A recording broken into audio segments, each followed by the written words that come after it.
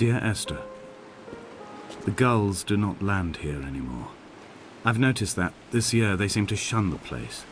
Maybe it's the depletion of the fishing stock driving them away. Perhaps it's me. When he first landed here, Donnelly wrote that the herds were sickly and their shepherds the lowest of the miserable classes that populate these Hebridean islands. 300 years later, even they have departed.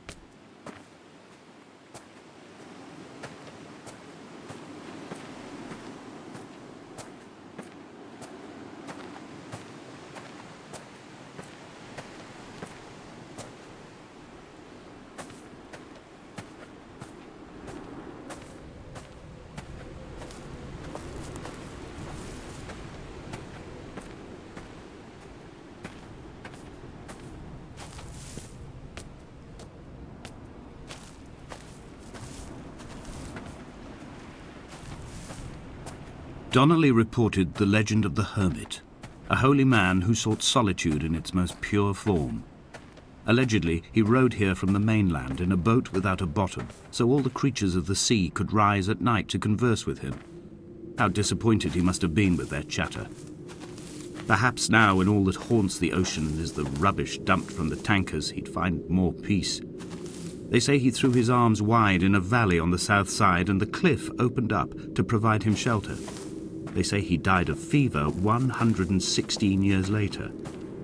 The shepherds left gifts for him at the mouth of the cave, but Donnelly records they never claimed to have seen him. I have visited the cave and I have left my gifts, but like them, I appear to be an unworthy subject of his solitude.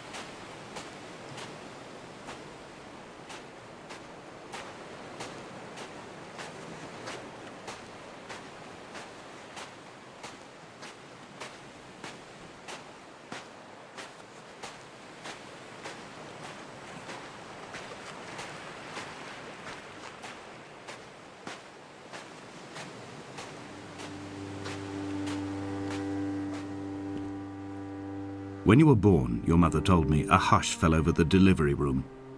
A great red birthmark covered the left side of your face. No one knew what to say, so you cried to fill the vacuum. I always admired you for that you cried to fill whatever vacuum you found. I began to manufacture vacuums just to enable you to deploy your talent. The birthmark faded by the time you were 6 and had gone completely by the time we met, but your fascination with the empty and its cure remained.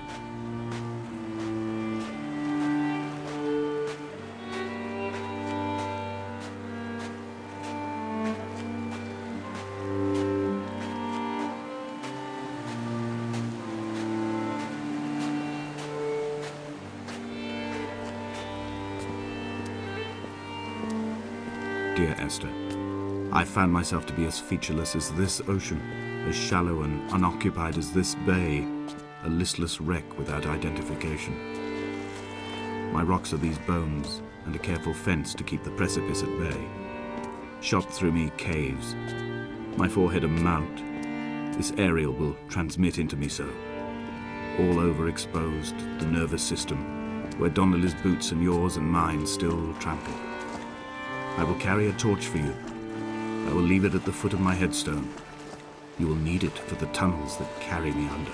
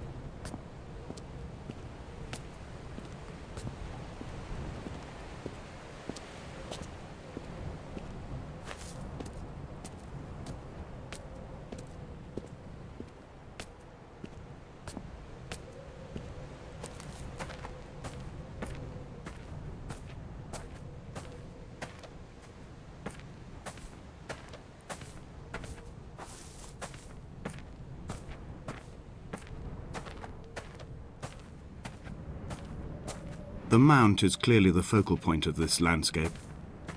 It almost appears so well placed as to be artificial. I find myself easily slipping into the delusional state of ascribing purpose, deliberate motive to everything here. Was this island formed during the moment of impact? When we were torn loose from our moorings and the seatbelts cut motorway lanes into our chests and shoulders, did it first break surface then?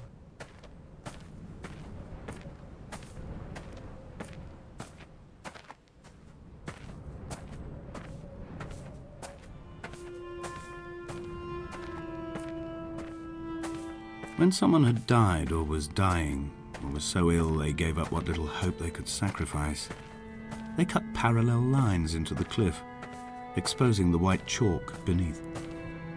You could see them from the mainland or the fishing boats, and know to send aid or impose a cordon of protection, and wait a generation until whatever pestilence stalked the cliff paths died along with its hosts. My lines are just for this: to keep any would-be rescuers at bay. The infection is not simply of the flesh.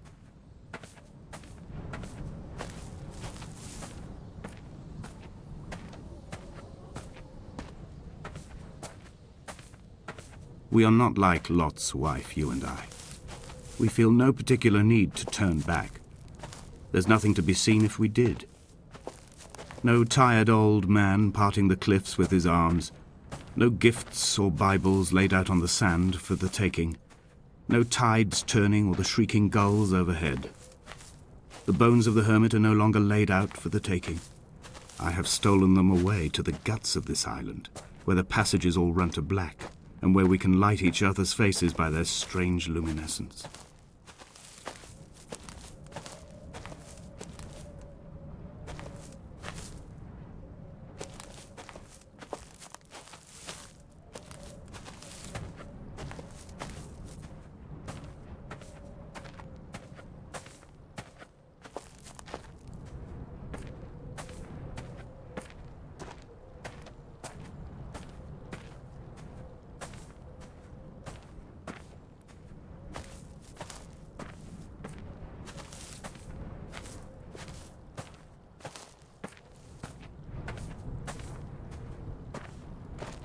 Dear Esther, I met Paul. I made my own little pilgrimage. My Damascus, a small semi-detached on the outskirts of Wolverhampton. We drank coffee in his kitchen and tried to connect to one another. Although he knew I hadn't come in search of an apology, reason or retribution, he still spiraled in panic, thrown high and lucid by his own dented bonnet. Responsibility had made him old. Like us, he'd already passed beyond any conceivable boundary of life.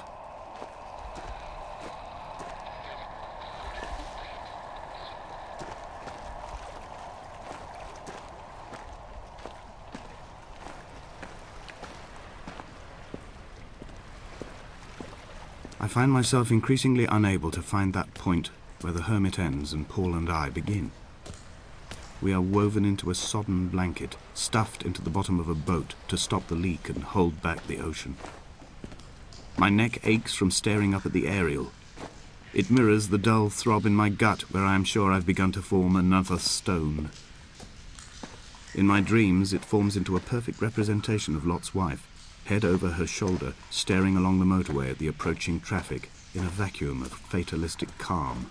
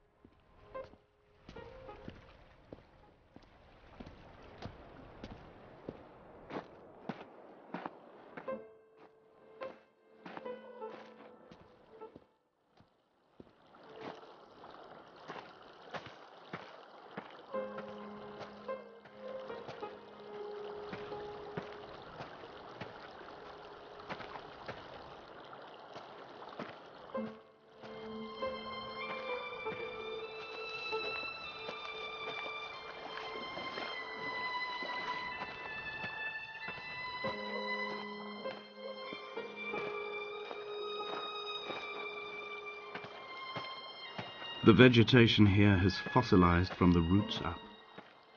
To think they once grazed animals here, the remnants of occupation being evidence to that. It is all sick to death.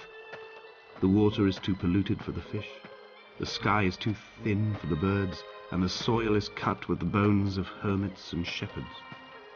I've heard it said that human ashes make great fertilizer, that we could sow a forest from all that is left of your hips and ribcage, with enough left over to thicken the air and repopulate the bay.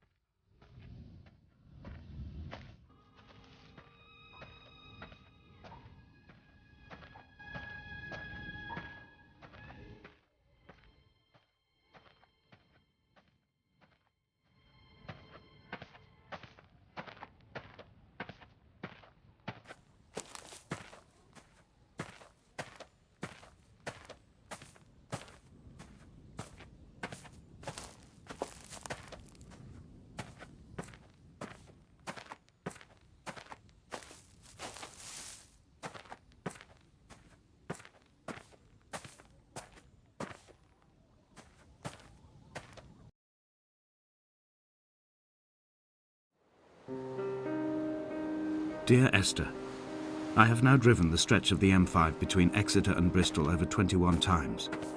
But although I have all the reports and all the witnesses, and have cross-referenced them within a millimetre using my Ordnance Survey maps, I simply cannot find the location. You'd think there would be marks to serve as some evidence. It's somewhere between the turn-off for Sanford and the welcome brake services, but although I can always see it in my rear-view mirror, I have as yet been unable to pull ashore.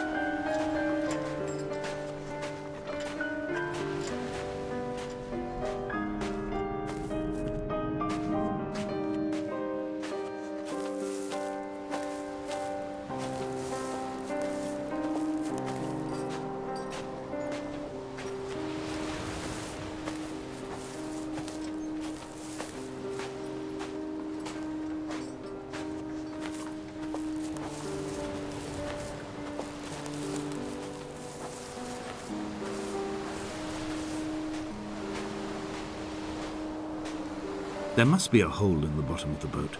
How else could new hermits have arrived?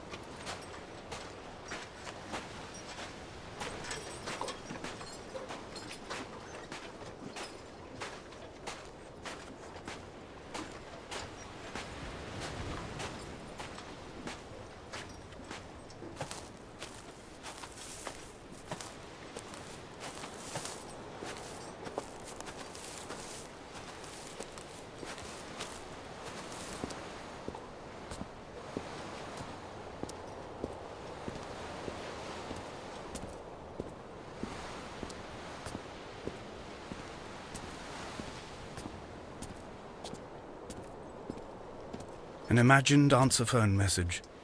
The tires are flat, the wheel spins loosely, and the brake fluid has run like ink over this map, staining the landmarks and rendering the coastline mute, compromised.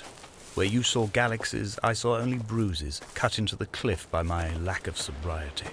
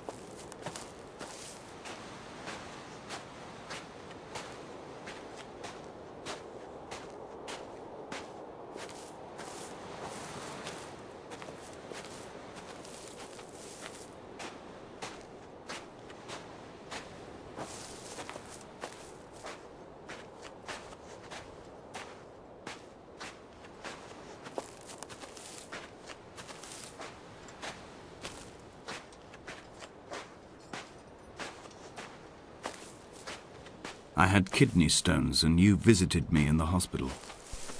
After the operation, when I was still half submerged in anesthetic, your outline and your speech both blurred. Now my stones have grown into an island and made their escape, and you have been rendered opaque by the car of a drunk.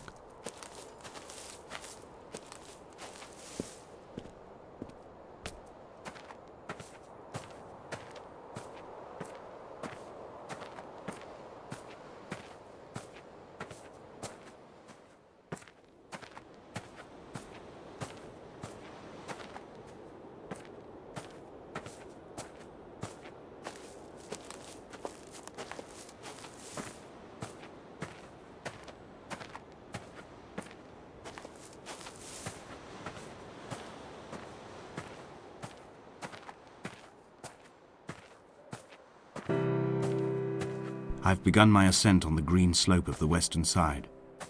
I've looked deep into the mountain from the shaft and understood that I must go up and then find the way under. I will stash the last vestiges of my civilization in the stone walls and work deeper from there. I'm drawn by the aerial and the cliff edge. There is some form of rebirth waiting for me there.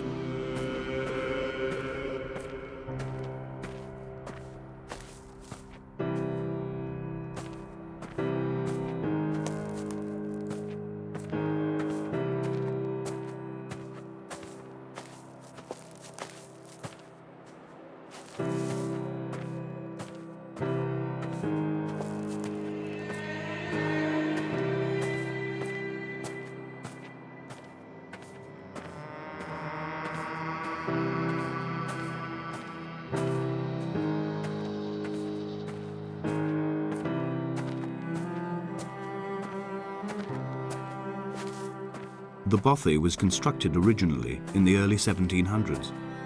By then, shepherding had formalized into a career. The first habitual shepherd was a man called Jakobsen, from a lineage of migratory Scandinavians. He was not considered a man of breeding by the mainlanders. He came here every summer whilst building the bothy, hoping eventually that becoming a man of property would secure him a wife and a lineage. Donnelly records that it did not work. He caught some disease from his malcontented goats and died 2 years after completing it. There was no one to carve white lines into the cliff for him either.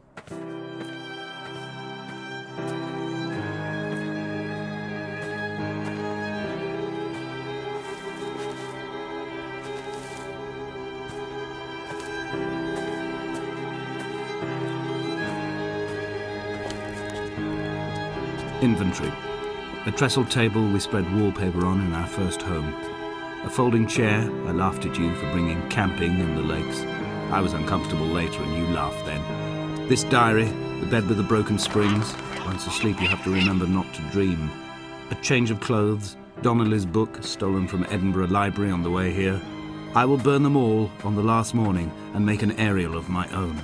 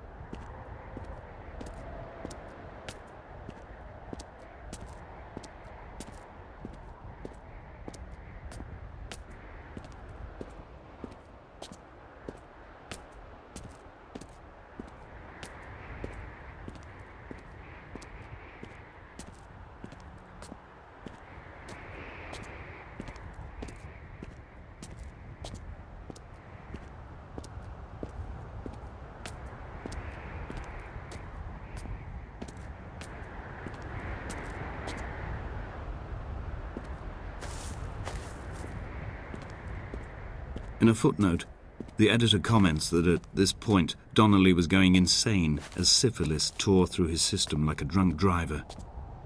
He's not to be trusted. Many of his claims are unsubstantiated, and although he does paint a colourful picture, much of what he says may have been derived directly from his fever. But I've been here, and I know, as Donnelly did, that this place is always half imagined. Even the rocks and caves will shimmer and blur with the right eyes.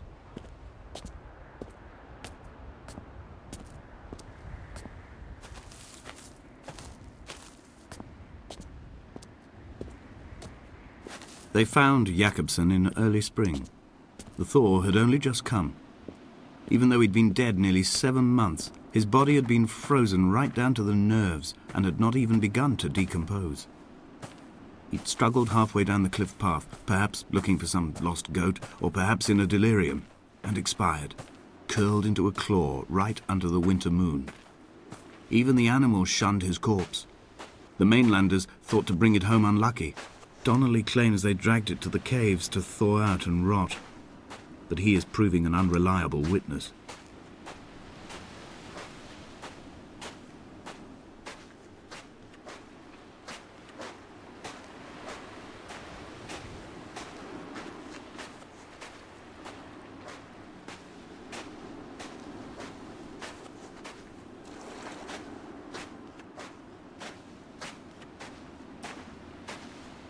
Climbing down to the caves, I slipped and fell and have injured my leg. I think the femur is broken. It is clearly infected. The skin has turned a bright, tight pink, and the pain is crashing in on waves, winter tides against my shoreline, drowning out the ache of my stones.